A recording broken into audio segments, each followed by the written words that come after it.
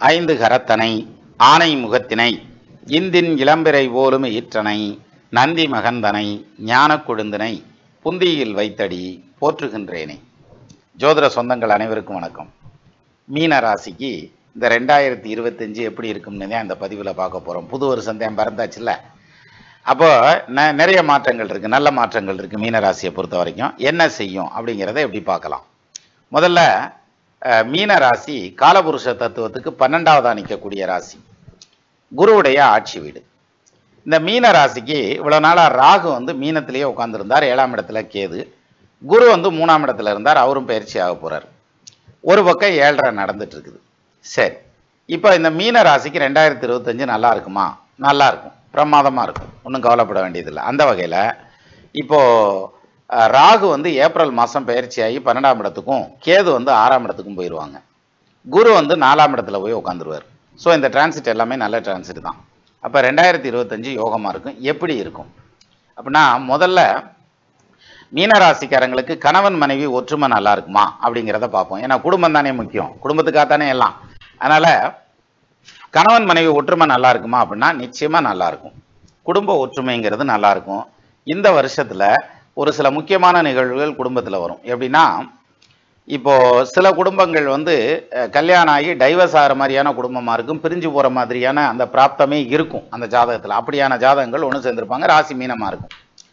அப்போ அவங்களுக்கு இப்போ தசாபுத்தி அது மாதிரி நடந்துட்டு இருந்தால், பிரிவினையை குறிக்கக்கூடிய தசாபுத்தி நடந்துட்டு இருந்ததுன்னா இந்த கோச்சாரமும் வந்து கரெக்டாக மேட்ச் ஆகுது. அப்போ இருக்கலாமா, போயிடலாமா, பிரிஞ்சிடலாமா, வேண்டாமா, அல்லது மியூச்சுவல் கன்சர்னில் போகலாமா, இல்லை ஒன்று அனுசரித்து போகலாமா அப்படிங்கிற மாதிரியான பேச்சுவார்த்தையிலேயே இருப்பாங்கல்ல, அதெல்லாம் இப்போ பிச்சுக்கிட்டு போகிறதுக்கான டைம். அப்போ மீனராசிக்காரங்க குடும்பம் எல்லாமே பாதிக்குமா அப்படின்னா எல்லாம் பாதிக்காது. காரணம் என்ன அப்படின்னாக்க 12ஆம் பாவாதிபதி சனி ஆட்சி, அவர் மேலே தான் ராகு போகிறார். அப்போ மற்ற வகையான குடும்பங்கள், அதாவது இந்த பிரிஞ்சு போகணுங்கிற விதி இருக்கக்கூடிய குடும்பத்தை விடுங்க, மற்றபடி இருக்கக்கூடிய குடும்பங்கள் வந்து நல்லா இருக்கும். ஆனால் இந்த குடும்பத்துக்கு வந்து நிறைய டயத்தை செலவு பண்ண முடியாமல் தவிப்பீங்க. யார்? மீனராசிக்காரங்க. காரணம் என்ன? நிறைய வெளியூர் ட்ராவல் இருக்கலாம், அல்லது வேலைக்காக வெளியூர் போகிற மாதிரி இருக்கலாம், வெளிநாடு போகிற மாதிரி இருக்கலாம், வெளிமாநிலம் போகிற மாதிரி இருக்கலாம். ஸோ ட்ராவலிங் அதிகமாக இருக்கிறதுங்கிறதுனால ஃபேமிலிக்கு அதிக டைம் ஒதுக்க முடியாமல் போகும். இந்த ஒரு விஷயம் தானே தவிர அடுத்த விஷயம் சூப்பராக இருக்கும். எது?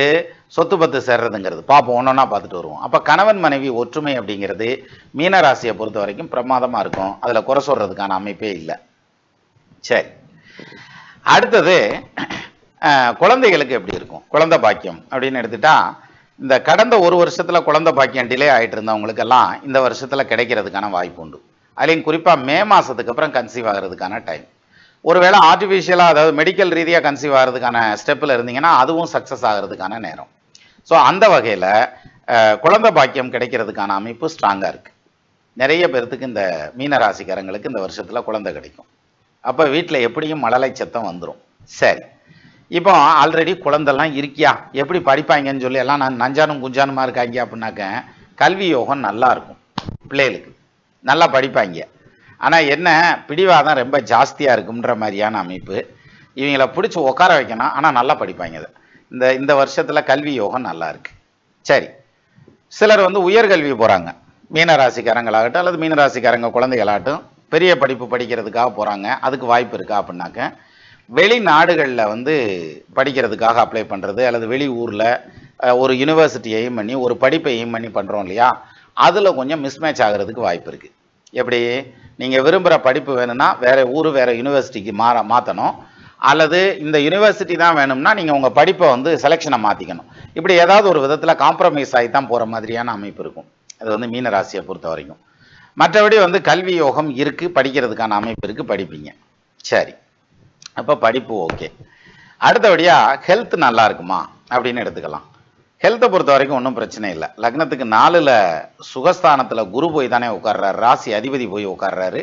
12ல் ராகு வந்து நிற்கிறதுங்கிறது கூட சனி உட்காந்துருக்கிறது ஸ்ட்ராங்கான அமைப்பு. அதனால் ஒரு சிலருக்கு தூக்கத்தில் டிஸ்டர்பன்ஸ் இருக்கும், ஸ்லீப்பிங் டிஃபிகல்ட்டிஸ் இருக்கும். ஒரு 3 மணி 4 மணியை போல் முழிப்பு வந்துடும். அதுக்கப்புறம் 6 மணிக்கு அருமையாக தூக்கம் வரும். ஸோ அது மாதிரியான பாயிண்ட் எல்லாம் இனிமேல் வரும் இந்த மீனராசிக்காரங்களுக்கு. ஸோ ஹெல்த்தை பொறுத்த வரைக்கும் ஒன்றும் பயப்பட வேண்டியதில்லை. இருந்தாலும் ப்ராப்பரான எக்ஸசைஸ் அல்லது வாக்கிங் அந்த மாதிரியான விஷயங்களை தொடர்ந்து பண்ணிகிட்டே இருங்க, ரொம்ப நல்லது. மற்றபடி ஹெல்த்தில் ரிஸ்க் எல்லாம் ஒன்றும் கிடையாது. அடுத்தபடியாக ஜாப். வேலை வாய்ப்பு எப்படி இருக்கும் அப்படின்னா, இப்போ ஒரு சிலர் வந்து பார்த்தீங்கன்னா, இப்போ தான் ஃப்ரெஷராக முடிச்சுட்டு வந்திருப்பாங்க. முடிச்சுட்டு வந்து வேலை தேடிக்கிட்டு இருப்பாங்க. அவங்களுக்கு வேலை கிடைக்குமா அப்படின்னா, நிச்சயமா கிடைக்கும். வேலை கிடைக்கிறதுக்கான அமைப்பு. ஆனா என்ன ஒரே ஒரு சிக்கல்னா, இவங்க வேலைக்கு போனதுக்கப்புறம், அந்த வேலை எனக்கு பிடிக்கல. அவன் வேலை ஜாஸ்தி வாங்குறான், அல்லது சம்பளம் கம்மியா குடுக்குறான். கம்பெனியாடா இது, இத்துணூண்டு குடிசை மாரி போட்டு வச்சுக்கிட்டு அத கம்பெனின்றாய்ங்க.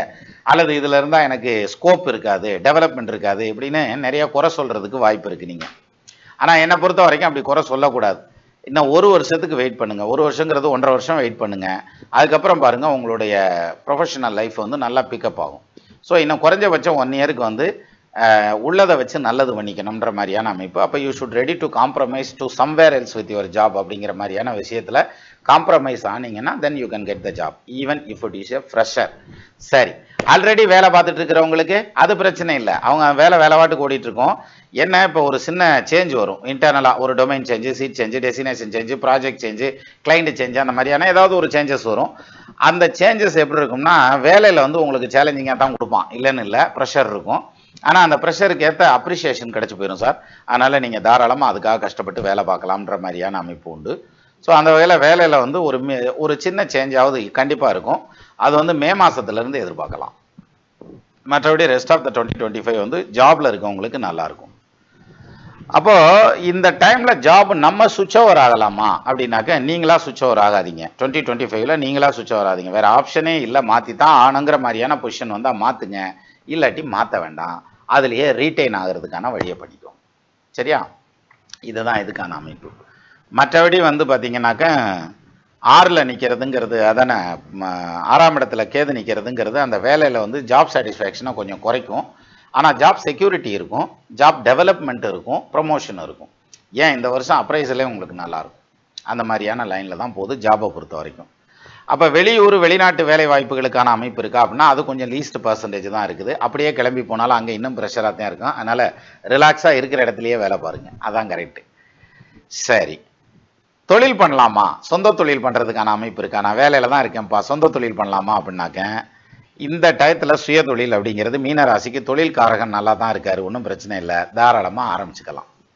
தொழில் ஆரம்பிக்கிறதுக்கான எல்லா வசதி வாய்ப்புகள், பொருளாதார வசதி, மற்ற தளவாட வசதிகள் எல்லாமே உங்களுக்கு வாய்ப்பாகவே கிடைக்கும். இந்த வருஷத்தில் நீங்கள் அந்த மாதிரி ஏதாவது ஸ்டார்ட் பண்ணுறதை பற்றி பிரச்சனை இல்லை. உங்களுக்கு அப்படி ஐடியா இருந்ததுன்னா ஸ்டார்ட் பண்ணிக்கலாம். ஆனால் இதில் ஒரே ஒரு விஷயம் இருக்குது. மீனராசி உங்கள் பர்சனல் ஜாதகத்தில் நீங்கள் முதலாளியா அல்லது காலத்துக்கும் வேலைக்காரனா ரிட்டையர்ட் ஆகிற வரைக்கும் அப்படிங்கிற டீட்டெயில் இருக்கும். அதுக்கேற்ற தசை நடக்குதா, சொந்த தொழில் ஆரம்பிக்கிறதுக்கு ஏற்ற தசை நடக்குதான்னு செக் பண்ணுங்கள். அது ரெடியாக இருந்ததுன்னா இப்போ கோச்சாரம் கிளிக் ஆகிடுது, அப்போ ட்ரிகர் ஆயிரும். இப்போ ஜாதகம்ங்கிறது வந்து பெரிய வேட்டு மாதிரி. அந்த வேட்டில் வந்து நெருப்பு வச்சா தானே பிடிச்சி வெடிக்கும். சரஸ்வதி வெடியில் வச்சுட்டு ஓடியாரம்ல, அது மாதிரி. அப்போ அந்த மாதிரி அந்த வெடி ரெடி, அது வந்து வெடி ரெடியாக இருக்கான்னு பாருங்கள். இருந்ததுன்னா இப்போ பற்ற வைக்கிறதுக்கான அந்த தீக்குச்சி வந்தாச்சுன்னு அர்த்தம். அப்போ ட்ரிகர் ஆயிரும். ஸோ நீங்கள் எதிர்பார்க்குற டெவலப்மெண்ட்டு கிடைக்கும். ஓன் பிஸ்னஸ் ஸ்டார்ட் பண்ணிக்கலாம். ஜாயின்ட் வெஞ்சராக இருக்கலாம், கூட்டு தொழிலாக இருக்கலாம், இண்டிவிஜுவல் பிஸ்னஸாக இருக்கலாம், அல்லது வந்து இன்வெஸ்டராக இருக்கலாம். எப்படி வேணாலும் பண்ணுங்கள். பண்ணினீங்கன்னா ஜெயிச்சிருவீங்க. இந்த வருஷம் சுயதொழில் பண்ணுறதுக்கு உகந்த வருடம். அதே மாதிரி நான் தொழில் பண்ணிக்கிட்டு இருக்கேன். இப்போ தொழிலை எக்ஸ்பேன்ஷன் கொண்டு போகலாமா? தாராளமாக கொண்டு போகலாம். வெளிநாடு வரைக்கும் எக்ஸ்பேன்ஷன் போகலாமா? தாராளமாக போகலாம். இம்போர்ட் எக்ஸ்போர்ட் சம்மந்தப்பட்ட வகையில் பண்ணுறவங்க, சாப்பிட்ற தொழில் பண்ணுறவங்க, இவங்க பெரிசபிள் ஐட்டம், அதே மாதிரி ஆயில் அண்ட் கேஸில் இருக்கிறவங்க, இவங்களுக்கெல்லாம் தொழில் வந்து நல்ல இம்ப்ரூவ்மெண்ட்டுக்கு போகும். அப்போது பாருங்க, இது மீனராசியை பொறுத்த வரைக்கும் சொந்த தொழிலில் இருக்கிறவங்களுக்கு நல்ல டெவலப்மெண்ட் இருக்குது. புதுசாக சுய தொழில் ஆரம்பிக்கிறவங்க உங்கள் ஜாதகம் இடம் கொடுத்ததுன்னா தாராளமாக ஆரம்பிச்சுக்கோங்க, நல்லா வருவீங்க. இது சொந்த தொழிலை பொறுத்த வரைக்கும்.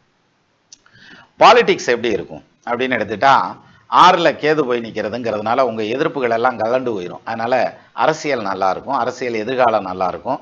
அரசியலில் உங்களுக்கு ஏற்ற ரெகக்னைசேஷன், அப்ரிஷியேஷன், உங்கள் வேர்டுக்கான மரியாதை எல்லாம் வந்து சேர்ந்துடும். சரியா? அப்போ நீங்கள் பொலிட்டிக்கலில் ரொம்ப ஸ்ட்ராங் ஆவீங்கிற மாதிரியான ஒரு அம்சம் வலுவாக இருக்குது. இது ஒரு பாயிண்ட்.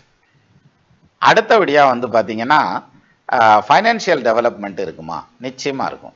நிறைய பொருளாதார சேர்க்கை இருக்கும். இல்லாட்டினாலும் கடன் கேட்டிங்கனாலும் கடன் கிடைக்கும். கடன் வாங்கியாவது சொத்து வாங்குறது அல்லது நகைநட்டு வாங்குறதுக்கான அமைப்பெல்லாம் இருக்குது. அப்போ நிச்சயமாக இந்த வருஷம் உங்கள் வீட்டில் தங்கம் சேரும் அப்படிங்கிற மாதிரியான அமைப்பு. அது மட்டும் இல்லாமல் பொருளாதாரத்தை பொறுத்த வரைக்கும் சொந்த தொழிலில் இருக்கிறவங்களுக்கு நல்லாவே ஃபண்டு ஜென்ரேட் ஆகும். வேலையில் இருக்கிறவங்களுக்கு கடன் அடைக்கிறதுக்கான அமைப்பு, சேலரி ப்ரொமோஷன் ஆகிறதுக்கான அம்சம், இதெல்லாம் ஸ்ட்ராங்காக இருக்குது. அப்போது வேலை தொழில் நல்லபடியாக விருத்தி ஆகுங்கிற மாதிரியான அம்சம் உண்டு. கையில் காசு பணம் வரும்ன்ற மாதிரியான அமைப்பு இருக்குது. சரி, ப்ராப்பர்ட்டி ஏதாவது வாங்க முடியுமா? தாராளமா வாங்கலாம். அதுக்காக கடனும் வாங்கலாம், கடனும் கிடைக்கும்.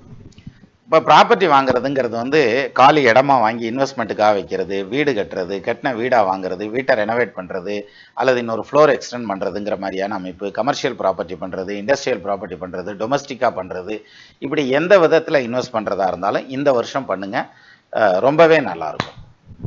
7.5 நடந்துக்கிட்டு இருக்குன்னா நடந்துட்டு போகுது ராசா.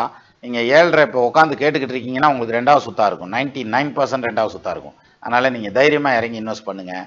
சொத்து பத்தில் இன்வெஸ்ட் பண்ணுறது லாஸே வராது சார் உங்களுக்கு. சரியா?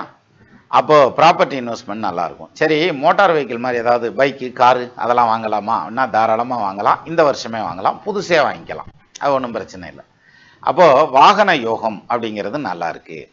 புது வாகனம் மாற்றுறது, அப்கிரேடு பண்ணுறது, அது மாதிரியான விஷயங்கள்லாம் இப்போ பண்ணலாம், நல்லபடியாக வரும்.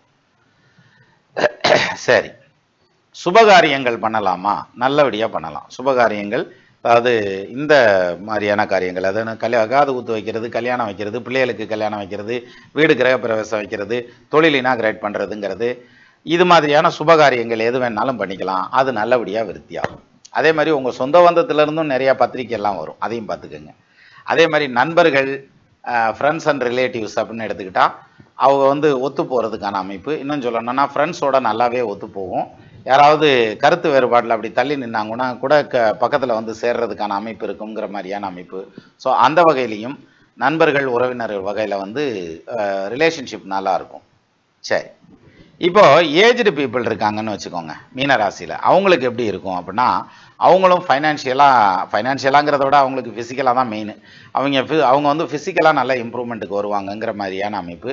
என்ன ஒரே ஒரு விஷயம், இந்த டைஜஸ்டிவ் சம்மந்தமான பிரச்சனை, கால்வலி, இடது கண்ணில் பாதிப்பு வர்றதுக்கான அமைப்பு, பல்லு ரிப்பேர் வர்றதுக்கான அமைப்பு உண்டு. மற்றபடி பெருசாக ஒன்றும் சீரியஸ் இஷ்யூலாம் ஒன்றும் கிடையாது. அதனால் மீனராசியை பொறுத்த வரைக்கும் இந்த 2025ங்கிறது குடும்ப ஒற்றுமை ப்ளஸ் வந்து சொந்த தொழில் ஆரம்பிக்கிறது, ஃபைனான்ஷியல் டெவலப்மெண்ட்டு, அப்புறம் வந்து வேலையில் இருக்கிறவங்களுக்கு ஜாப் இம்ப்ரூவ்மெண்ட்டு, ஹெல்த்து நல்லாயிருக்கும்.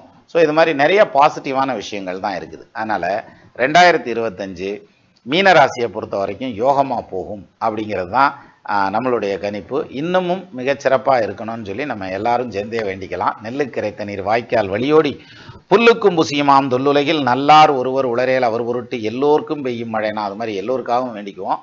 நமது நண்பர்கள் ஆள் போல் தழைதழைத்து, அருகது போல் வேரூன்றி, மூங்கில் போல் கிளை கிளைத்து, முதியாமல் வாழ்ந்திருக்க வாழ்கவென வாழ்த்தி அமைகிறேன். வணக்கம்.